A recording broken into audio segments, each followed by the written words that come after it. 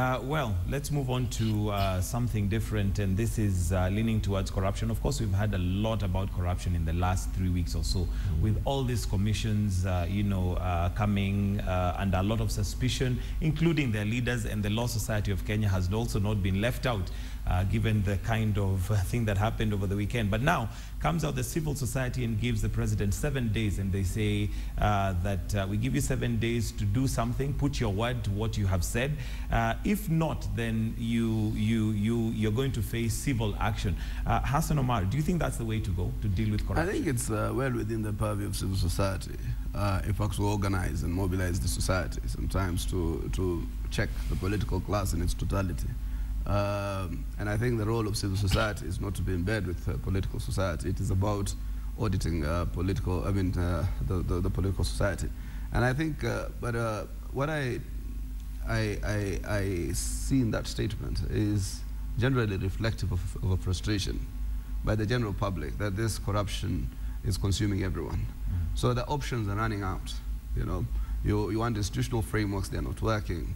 The PSC itself is now, the hunter has become the hunted. Right. You go to the Ethics and Anti-Corruption Commission, the hunter has become the hunted.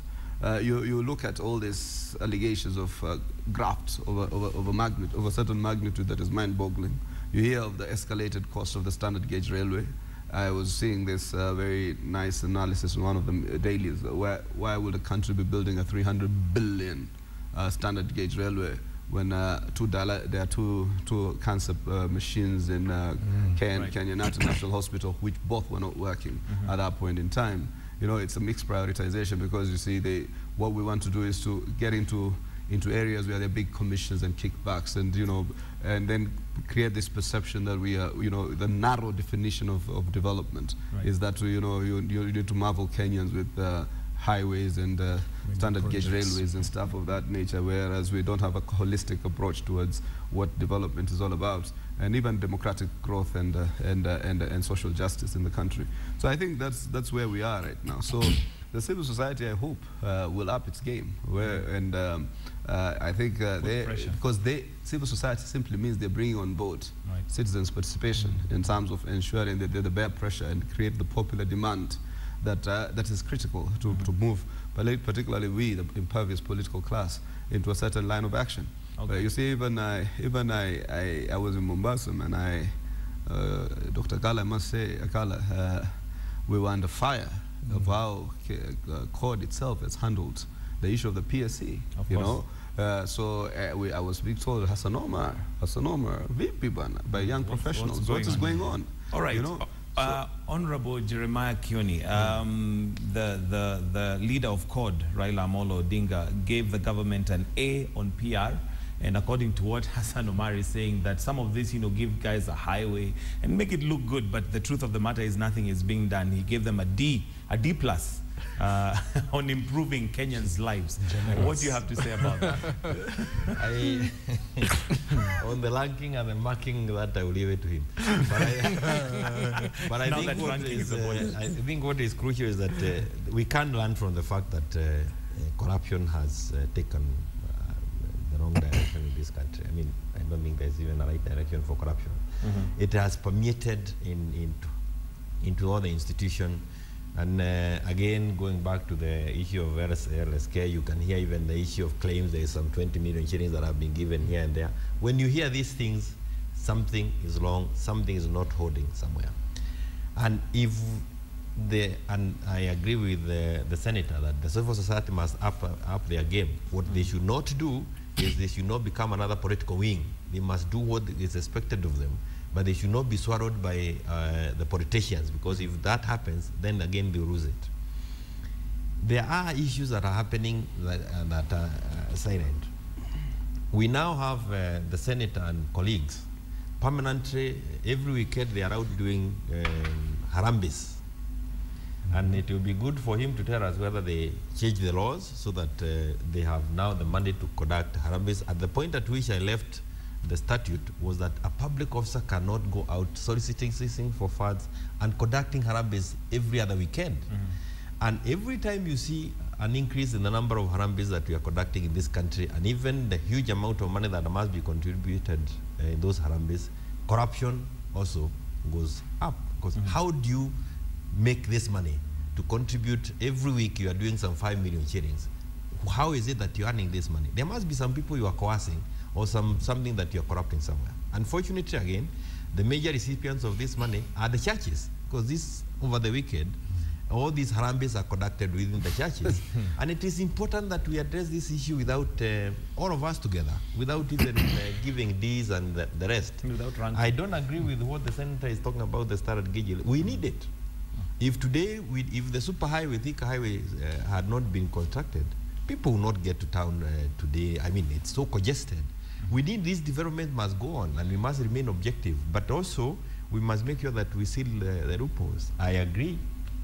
Quite a number of people who are fighting their way. We did away with the requirements of Chapter 6. And in so doing, we have quite a number of people in places who just went there to look for some quick bucks. Okay. Yeah. No, do you agree with the court leader that the government has concentrated a lot on PR but has done almost nothing to change those things that matter to the That's an unfair question to go. No, in fact, I think my party leader was very generous with the ranking that he made. D+ is just over and above expectation. But let me just correct something that I think Mheshimiwa has gone wrong in by saying that we need the standard gauge railway. The issue isn't whether or not we need it. The issue is whether it's a priority at this point in time, where we have Kenyans starving from lack of food, where we have literacy levels of 98% in Northeastern Province. I mean, there are more pressing issues that the government has to deal with. Now, regarding the issue of corruption, for me it comes down to this. March 4th, 2013, we had a statement from the president during his inauguration that corruption will have no place in his government. He will not tolerate corruption. March 4th, 2014, the same. March 4th, 2015, the same. It'll be March 4th, 2017, and he'll still be issuing ultimatums to corruption cartels in his government. And while all this is going on, 100 million Hustler's jet, 8 billion confidential expenditure in the office of the president, 8 billion current land dispossession, 26 billion laptop tender, 327 billion the standard gauge railway. I looked at the dossier that had been compiled by the civil society, and they're putting together a figure of about 327 billion shillings lost from the Kenyan economy through corrupt practices. That's almost a third of the last budget that was read. I don't know if we can afford this as a society. Something has to be done conclusively, and the buck stops with the president. All right. Ambrose, do you feel like the government has got its priorities all wrong? First of all, let me say the civil society, I know maybe funds have run down. Now they want donors to bring in more money. So they say, look, we are going to ground the country. This is the smoke screen he was talking about. You understand? That is one. Two, I think the problem of corruption is deep. Unfortunately, it is being thrown at the president himself. When those who hold the power are the Senate and the National Assembly. For instance, when PSE and all these people are stealing and bribing each other, and they're the lawmakers, what can the president do? Dissolve parliament? There's the question of the rule of law. I think fighting corruption requires the major institutions. It requires the presidency, it requires parliament, it requires the judiciary. There we have done not so good, okay? Which has given Mheshimiwa Raila Odinga the propaganda now to issue A's and D's, okay? And then to allow the Senator Omar, to vilify the standard gauge rail. You build economy. I remember when Raila was launching his election bid in 2007. Those times we used to be together. He was asked, he kept on saying what he will do is infrastructure, infrastructure, infrastructure. Now that President Uhuru is doing the infrastructure, now it is called PR. Now it is called whatever. I think there are good things that the president has done, the administration doing. There are areas where they have failed. Question of corruption, question of insecurity. Those are areas that are so, but requires the input of everybody. So, but to single it out and say it's like President Uhuru is the one doing it, I think that's just playing politics over a very serious issue. that requires Raila Odinga to come from Lake Region, requires Hassan Omar from Mombasa, requires you from Nairobi, and everybody to fight insecurity and corruption. There are those who fight corruption because they don't have the opportunity. That's very unfortunate. So I think the question of corruption and insecurity requires all of us. The government has done very well in areas. The areas has not done very well. But there are 2 more years. There will be improvement. Let me just say something about one thing which just tells me a general lack of capacity. You know, one of the things that really unsettles me, I think I've never had a president. I've witnessed 3 presidents. Kenyan, Moi, Kibaki, and now Uhuru. Constantly, the man is always telling people to send them home. I have, a president who's constantly, the other day when he was doing this e-government thing, he says if you value your job, it's a soundbite he has, and he uses all the time whenever he's doing 1 or 2 things, he's telling people to send them home. A president of a certain nature must inspire. He must create the general, constituency that believes in him, that doesn't need a threat to do what is right, so that he has inspired government. I have seen these qualities of a good leader vis-a-vis a lead, just somebody else. And one of the things is this man is able, the good leader is able to inspire. So that we all believe that we are doing this e-government as a general policy to be able to spur a certain element of efficiency in government. But you can't constantly, I've heard him so many times, and irritably so, that you're constantly telling people you're going to fire them. Yeah? If you value your job, I can tell you, go to your archives. You see how many times he's telling people to send them home. And he actually doesn't do it. Nothing happens. So, but the question we did not say don't build infrastructure. What we are saying is you need to have a balance between the demands for social justice, poverty eradication, social programs, dealing with the literacy levels that Carla is talking about, the inequalities, because the biggest debate right now in our country is about the inequalities, etc., vis-a-vis also having some prioritization even in terms of infrastructure. Because whether we like it or not, infrastructure development is inevitable. In fact, the largest employer in terms of if you want to spur youth employment is about infrastructure. So you have to undertake heavy. But we don't want infrastructure development that where you realize that this is an inflated price, and every expert is saying this is an inflated price of the standard gauge railways. We could have gotten it for much cheaper, so Kenya is losing billions out of that deal.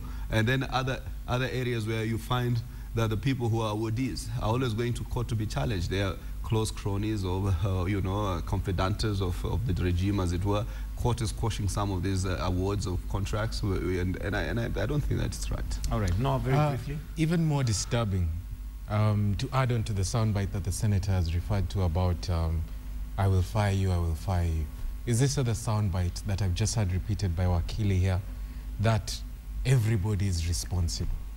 Then why did we elect a president? Why is he paid a salary from public coffers? If he's going to tell the Kenyan people that security is your responsibility, that dealing with corruption is your responsibility, he's just abdicating his duties. He needs to take, and if you look at it more analytically, for me, the issues to do with Bunge, Park, and holding the government accountable, that isn't really the big picture. There's something we're losing sight of. The allegations that there is an officer sitting in the office of the president who incurred up to 15 billion shillings unauthorized confidential expenditure. We cannot lose sight of that, even as we pursue infrastructure and all those other things. This corruption or these allegations of LSK being incompetent, PSC not doing its job, actually arising out of grand corruption in the Jubilee government. Okay. All right, but very briefly, Kenny, we need to move on to something else. Yeah, but I wonder what the president can do with PAC. But this is an institution. He cannot fire Iringo. But Mutea Iringo is not in parliament. This is an institution that is corrupt by its own nature, and there are members of parliament who are there who are supposed to deal with it. So while as we agree that the buck stops with the president, the institutions that are supposed to be seen doing something must be seen to also crack the whip. I don't expect that we have a Secretary General of a party who has been implicated deep into the scandals, actually making Parliament look very bad, and he's continue holding on the position. If you really believe that in the things that you say, set an example with what is right outside your door. And I would have expected CORD to have done that. But what we are now doing is we are going to take this thing and play politics with this.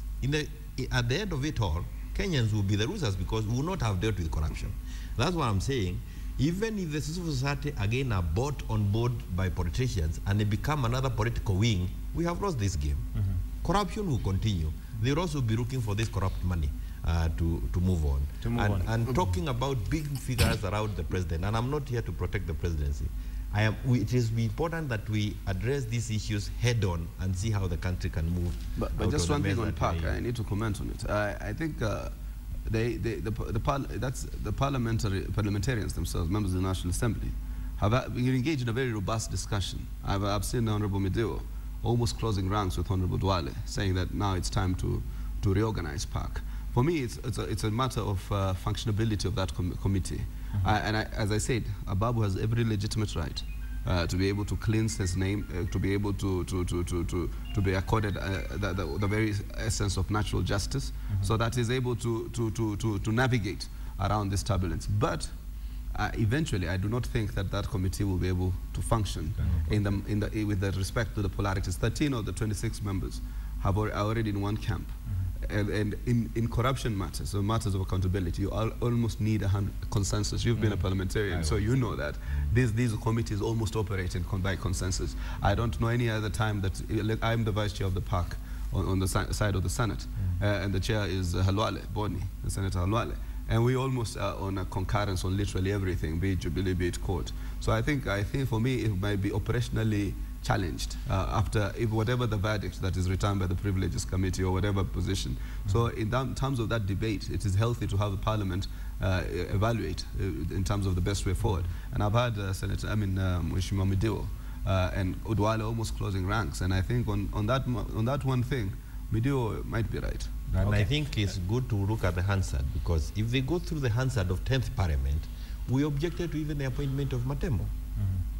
And some of the people who are now saying many things are the ones who could not even give us a breathing space within Parliament. Okay, maybe still staying with appointments and corruption and all that, and whether this is, maybe I'll start off with you. The IG, Joseph Boynet, has vowed to reshape and transform the police service to make it more effective and fight corruption and, security and all this. And do you feel that he has the ability to do that? Is it a systemic problem, or is it a problem of leadership, whereby now, since he's there, he can actually change it? I think he may have the goodwill, and that goodwill is what he needs. He needs, first of all, the goodwill from the president. He needs the goodwill from the deputy president, and a few power brokers, because when it comes to MPs and senators sending their uncles and cousins to the police force, people who have no interest in policing but making money at Weybridges, the AG may not have a say because he's told this list take. So, but if there's a goodwill, and I hope now, because he was a presidential appointee, he will get the goodwill, then he also develop the intellect, then he can focus on reforming the police force. Reforming it and eliminating corruption and making them love the job they do. Let him also not be too ambitious about corruption in the country. Corruption in the country, as you can see, you have heard them talking about PSC and all these things. Even them, they can't handle it, because PSC is theirs, Ababu is theirs, but they're just going around it. Matemu, they are talking about the president appointing. All these people are bringing problems on issues of corruption, or those who are supposed to fight corruption. The president did appoint them. But now they want the president to come and deal with those people. How does the president deal with Matemu? He can't. How does he deal with? The only person he can deal with is Iringo. Okay? Sack him. But bring the evidence. Bring those things. So that you say, Your Excellency, you either sack this fellow. Yes, this is what we have in front of you. But then Iringo will be on there saying, these are corrupt people, Your Excellency. You can't listen to them. And they're done. So we wish the new IG success. But let him concentrate on reforming the police force and then dealing with the question of insecurity. Let him not expand his mandate too much. Otherwise, the corruption bigwigs will smother him. They're going to smother life out of him, especially if you want to touch areas like PS. If you went to touch Ababu Namwamba today to arrest him, you will see CORD all over the country saying, deal with the Ringo fast, deal. So let him just deal with that, and I wish you don't all the best. But can I say something? Can I say something, yes, please, Senator. Michael? In fact, I remember I told one or two friends in that PSA, it beats logic what you're trying to investigate. Because this should have been a report that was investigated directly by the ESSA. There was already a report of the Auditor General that pointed towards that unauthorized or confidential expenditure. Yes. For me, as far as I'm concerned, Parliament has no capacity beyond that to start pretensions. And you have to remember the time when Ababu started that investigation. It was almost on a collision path with the ODM leader and coalition leader of CORD, and even contradicted him severally on public platforms, saying, "Oh, leave it to us, we will do it." And we started to smell a rat, because this money is the money for us as CORD coalition. Why it is so important, which is said to have probably financed the campaigns for President Uhuru Kenyatta, or partly gone into the campaign process. So therefore, then to come and bungle it, for me, I think it's a double travesty for our coalition, and even in terms of accountability. So I think Parliament sometimes needs to stop the pretensions that they have any capacity where empirical data is there, that money has been squandered, to pretend or to purport that you're investigating it further. All right, I need time is really running. Leadership of Parliament is with the Speaker. We hope that we will see something happening. The appointment of Boynet, the fact that he had to be fished from the same village where the former Commissioner of Police came from is a blot on him. He has work to do to prove that he has the capacity.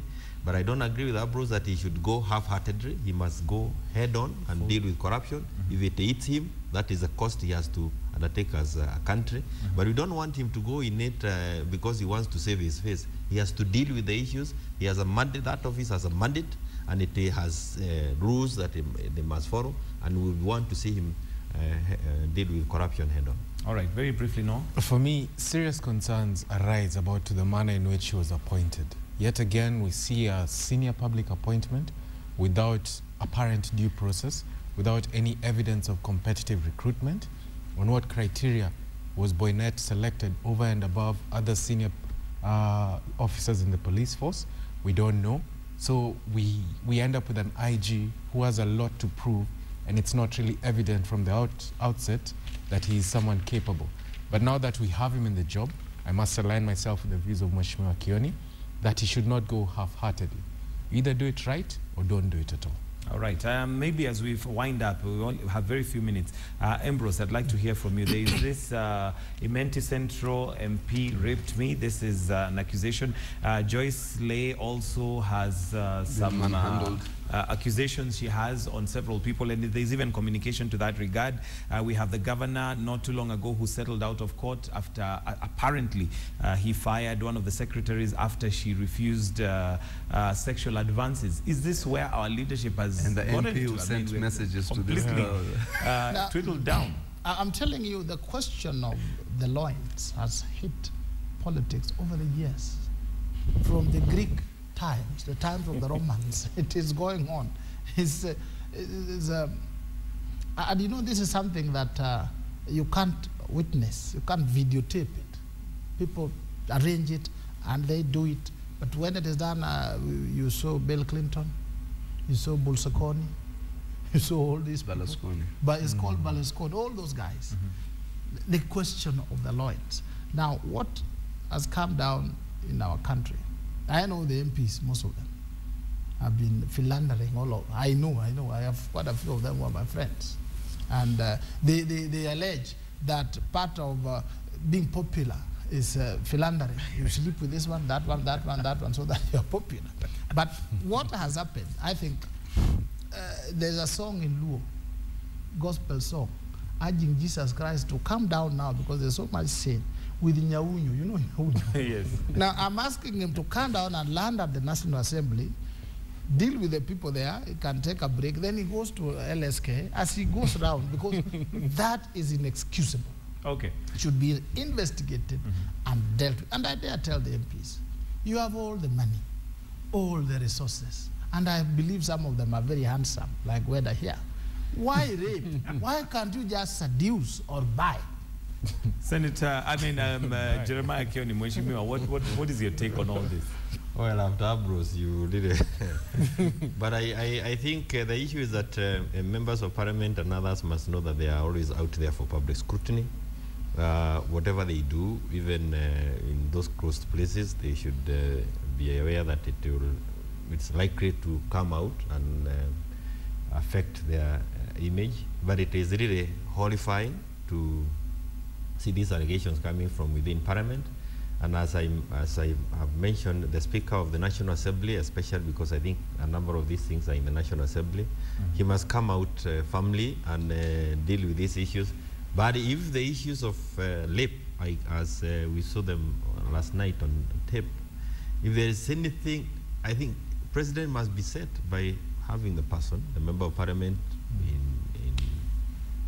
Okay, charged. no, these are very serious allegations. Yeah. I wanted to just conclude by saying that, and members of parliament must now wake up to the reality that these are some of the grounds that I think Article 233 was envisaging. Yeah. The members of the constituency where they come from can just use that as a ground to recall the members of parliament. Absolutely. Because it's an embarrassment, not just to the nation, to parliament, but also to those who voted for him. Okay, no? Well, for me, we may laugh about it, but it's a very serious issue.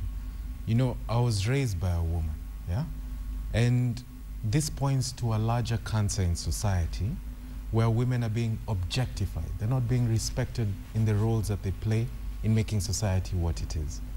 And when you see a member of parliament or a person in a senior position engaging in such despicable acts, I think it reflects a cancer in the larger society. Recently, we saw all these incidents of stripping, and then now we've seen these allegations of a member of parliament raping a woman in his office, and even more concerning, a member of parliament sexually harassing a fellow member of parliament. I must agree with Mheshimiwa Kioni. The recall clause must be instituted, and if it's not going to be done so, then let the police take the necessary action. And we must see these individuals prosecuted to the full extent of the law. All right, Senator, these are very serious allegations, and do you think they even warrant, before we even have the recall thing come in, does it warrant even maybe some of these people to step aside until they clear their name? I think we're not in the culture of stepping aside on anything. If we were in a culture of stepping aside, by now, some of them would have been stepping aside from these positions on a wide array of allegations. Because I think we are trying to create a situation where you literally mirror Caesar's wife when you're in public life. And you know there are certain temptations that come alongside having power and money and stuff like that, which I think you must regulate, you must mitigate. It is obvious, and I see that sometimes we lose that self-control when it comes to mitigating some of those obvious temptations. But I want to divert the topic because I've been seeing what has been scrolling on your screen. And I wanted to congratulate ODM for also the Kajiado win. I think Kajiado Central. I think partly it manifests, maybe on the larger picture, that Kenyans as a society are generally tired of the decay that society has been. It's not a question of ODM retaining a position. It is not true that it's not that simplistic, that ODM simply recaptured a seat that it had. This is a group of people who you gave a ministerial position, you deployed state resources, you deployed everything else. And whether he has said it, that it will be catastrophic last Monday for JAP to lose that seat. And it is catastrophic. They cannot now give all kinds of reasons. I had one saying, oh, the candidate was imposed, assuming that our candidate also in Homa Bay was imposed, but he still won. You know, that kind of a situation. And but the best hilarious joke I had from a Maasai, from that area, told me the JAP people came, including Uhuru Kenyatta, and saw Maasais in red shukas, and they thought they were in TNA. so that's why they're saying things are so cool. But that was at a lighter touch. But the truth is, I think Kenyans generally are fed up. They want to see action. They are not enticed by small little goodies. You give us a cabinet secretary, and I can tell you this this situation will replay itself in many parts of this country. Yes, I think the message that came from Kajiado, from the Maasais, is that they are not in government, they are not in opposition. They want a country that is moving because they were equal numbers. They were the winners, not either of the two divides. But what I think is that the president himself has instructed us, if I may use that word, at the beginning, that we must allow development, keep away from politics. And I saw this with the former president, Mwai Kibaki. He never participated in any by-election. It will be instructive of the presidency to allow politics to be played by others. Let the two of them stay out of these by-elections, because I think it is important that they are associated more with moving the country forward than in politics. And again, every other weekend you find that there are some political activities. And I thought it was important for us to just step back, allow politics a backseat, so that we can achieve something for the country and for Kenyans. But we seem to have thrown ourselves deep inside politics again too early. I don't think we can put ourselves out of it. But in the event that this trend continues, then it's like we are saying 2017 could be a close call. I think there is need for another third player so that we come in and balance for the sake of this nation. All right. No. My reflections upon Kajiado center around 2 points. One, I was very concerned, and it's not just the cabinet secretary appointment that was issued at the time, but Captain Anthony Kerrigan was also a candidate in the JAP nominations, was appointed as chairperson of a parastatal. So these government goodies, and moreover the narrative that was built, that join government, get into government so that you can benefit from development, as though if they voted for an alternative candidate, then they would not get development. Yet they are tax-paying Kenyans, just like any other Kenyan. I thought that was very concerning for me. And the second point is that this is just another in a series of by-election victories by the CORD coalition. All right, thank you very much. I think time is up and we must wind up there. But let me take this opportunity to thank you all gentlemen for coming into the studio. Ambrose Weda, who's a lawyer, thank you. We have Noah Kala, ODM Secretary and Science and Technology. Thank you for coming. Thank you. We have Jeremiah Kioni, former MP for Ndaragwa. And last but not least, Hassan Omar, Senator, Mombasa County and Secretary General for Wiper Party. Thank you very much, gentlemen, for engaging us and keeping us abreast of what's happening in our nation.